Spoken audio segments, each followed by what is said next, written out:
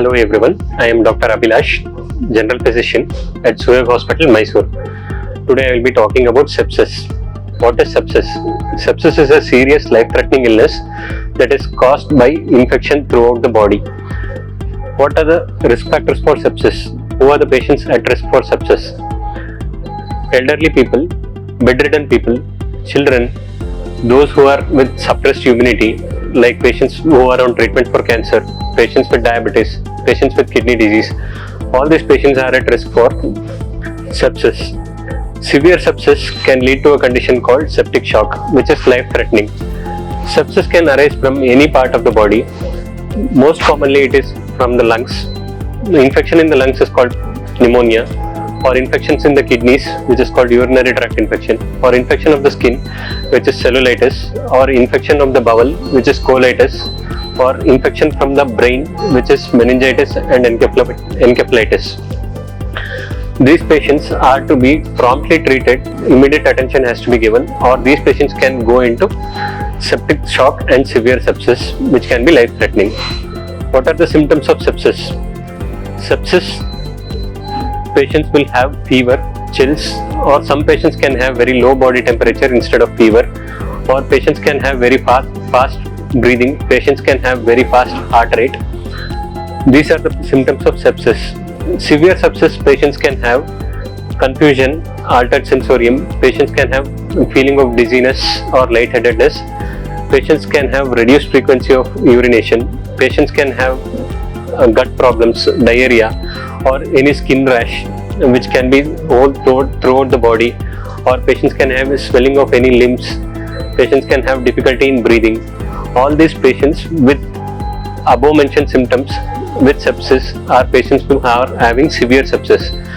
When these patients have low BP, then it is called septic shock. How does the patient present to the doctor? When the patient presents to the doctor with fever and chills or any of the above mentioned symptoms, doctor usually asks for the history and do physical examination. Further, patients will have to undergo a multiple battery of tests, blood tests, which has to identify the cause for sepsis, or identify the severity of sepsis, or identify the foci of sepsis. Blood tests usually include blood cultures, liver function tests, kidney function tests, and other tests which are usually used in the detection of sepsis, like urine culture, and patients should also undergo imaging tests like chest X-ray or CT scan of the chest, or CT scan of the abdomen, or CT scan of any limbs.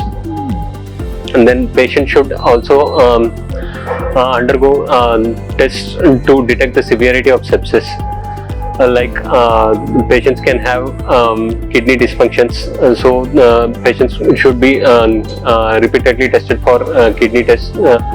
Patients should be tested for heart functions. Echocardiogram has to be done. These patients should undergo all these tests to detect the severity of sepsis. Then coming to management of sepsis, treatment of sepsis includes giving IV antibiotics through IV line or through central line. Then patients should be given IV fluids.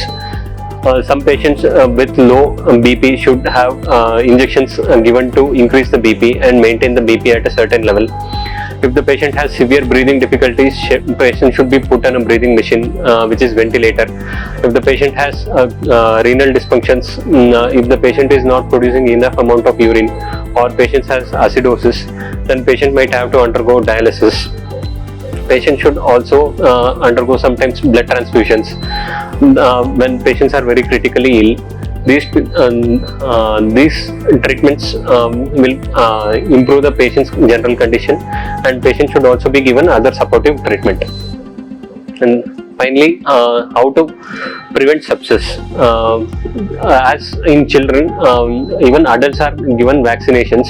Patients should, with diabetes or kidney disease or heart disease, should have adult vaccinations for pneumonias, and influenza vaccines has to be given, or herpes vaccines, all these varicella zoster vaccines, all these vaccines which are recommended even in the adults has to be given. Individual people should avoid contact with patients who are very sick or patients patients having sepsis, frequent hand washing and other hygienic practices has to be done. Thank you.